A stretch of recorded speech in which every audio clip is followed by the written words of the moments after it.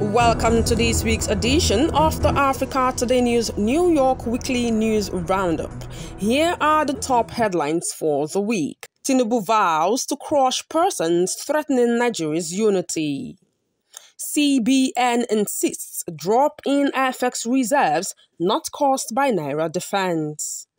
Federal government places wanted Yahaya Bello on watch list over 80 billion Naira fraud. Burkina Faso expels French diplomats. Biden says U.S. is not interested in escalation of Middle East crisis.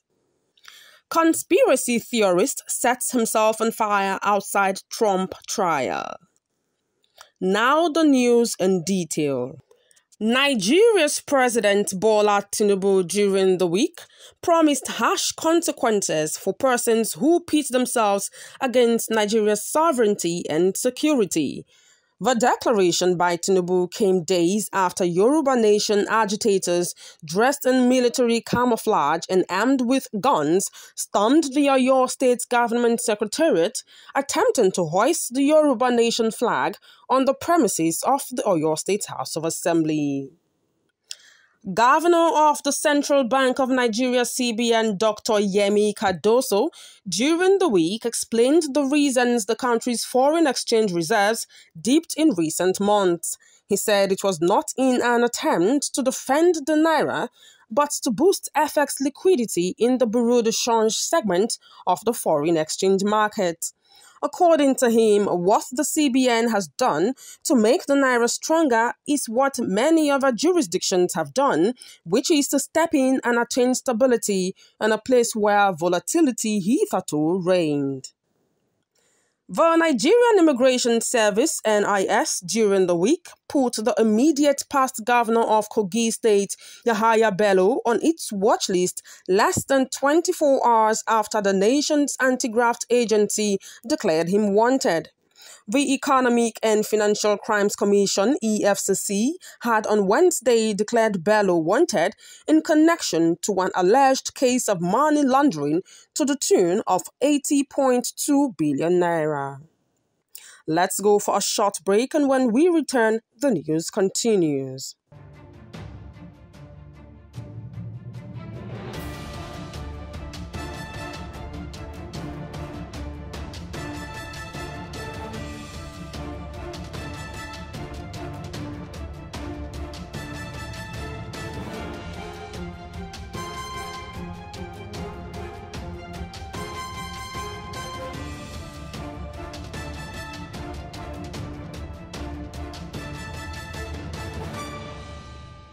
Now on African news.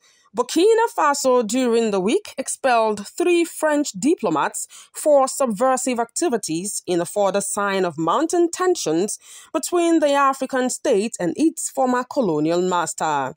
The 3 were declared persona non grata and told to leave the country in 48 hours, according to a foreign ministry note that was sent to the French embassy. According to the Burkina ministry, the diplomats are Gwenel Habouzit, Herve Fournier, and Guillaume Risaka.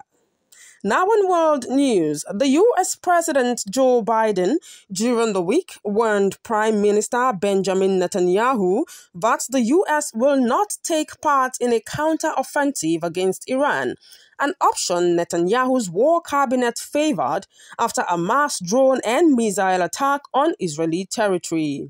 U.S. Secretary of State Antony Blinken and Defense Secretary Lloyd Austin also spoke to counterparts in Saudi Arabia, Turkey, Egypt, and Jordan, stressing the need to avoid escalation, the importance of a coordinated diplomatic response, and emphasizing that the U.S. will continue to support Israel's defense. A man set himself ablaze during the week outside the court where Donald Trump was standing trial. The police reported that he was also throwing pamphlets that contained conspiracy theories before he was taken to a hospital in critical condition. The police gave his name as Maxwell Azzarello from St. Augustine, Florida, and said the pamphlets he sought to disseminate seemed to be propaganda-based. He was taken to hospital on Friday in critical condition, where he later died. And that's it on the weekly news roundup. Join us again next weekend for all of our important news updates from the week. I am Favor Aham. Have a lovely week.